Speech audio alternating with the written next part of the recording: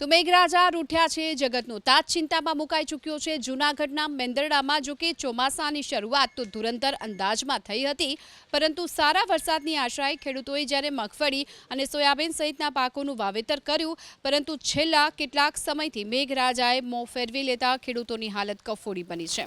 ભેજ ઘટી જતા પાકનો વિકાસ અટક્યો। મગફળીના પાકમાં વિવિધ રોગની અસર જોવા મળી રહી છે।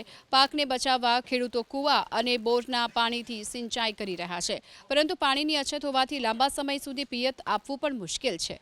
ખેડૂતોની વ્યથા એ છે, જો આગામી 10 દિવસમાં સારો વરસાદ નહીં વરસે તો મગફળી સહિતના પાકને ભારે નુકસાન થશે।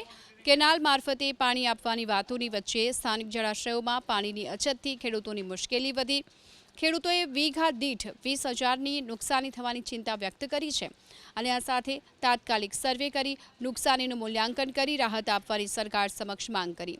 આ જ સ્થિતિ રાજકોટ જિલ્લાના જેતપુર, ઉપલેટા, ધોરાજી સહિતના પંથકમાં છે। મેઘરાજા હાથ તાળી આપતા ધરતીપુત્રો મૂંઝાયા। વરસાદ ખેંચાતા કપાસ, મગફળી, તલ, અડદ, મગ, સોયાબીન જેવા પાકોની વૃદ્ધિ અટકી છે। કપાસનો ફાલ ખરી ચૂક્યો છે। મગફળીમાં ફૂગ લાગી, મગફળી, કઠોળ સહિતના પાકો પીળા પડી અને સુકાઈ ગયા છે। હાલ તો ખેડૂતોએ ડેમ, કેનાલ કે નર્મદાનું પાણી પિયત માટે તાત્કાલિક આપવાની માંગ કરી છે। જો કે કેટલાક ખેડૂતોએ તો પાક બગડી જતા મગફળી ઉખેડી નાખવા માટે પણ મજબૂર બન્યા છે।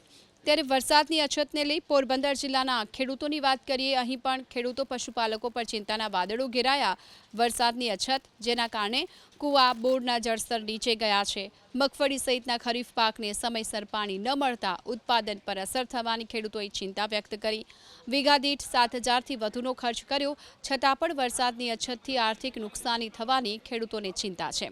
ખેડૂતોએ મગફળીનું ધારણા કરતાં ઓછું ઉત્પાદન થાય તેવી પણ શક્યતા વ્યક્ત કરી। સ્થિતિને ધ્યાનમાં રાખી તાત્કાલિક સર્વે કરી યોગ્ય વળતર ચૂકવવાની અને વિશેષ રાહત પેકેજ જાહેર કરવાની સરકાર સમક્ષ માંગ કરી। આ સાથે પશુપાલકો માટે તાત્કાલિક લીલો અને સૂકા ઘાસચારાની વ્યવસ્થા કરવાની પણ માંગ કરી છે।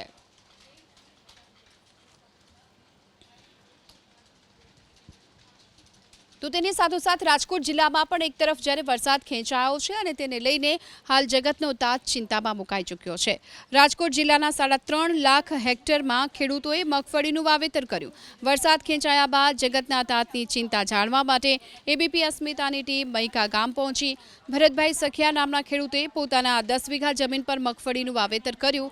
બિયારણ, રાસાયણિક ખાતર, જંતુનાશક દવા, મજૂરી સહિતના કુલ 68,000નો ખર્ચ કર્યો, પરંતુ વરસાદની અછત છે અને તેના કારણે પાકમાં રોગ અને જીવાતનું પ્રમાણ પણ વધી ગયું। હાલ તો ખેડૂતો જંતુનાશક દવાનો છંટકાવ કરી આ બહામૂલો પાક બચાવવા માટે મઠામણ કરી રહ્યા છે। ખેડૂતોનો એવો પણ આરોપ છે, વરસાદ ખેંચાયા બાદ પણ પ્રશાસન તરફથી સિંચાઈના પાણી માટે કોઈ વ્યવસ્થા નથી।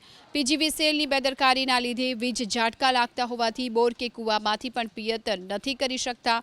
8 કલાકને બદલે 10 કલાક વીજળી આપવાની માંગ ખેડૂતોએ કરી।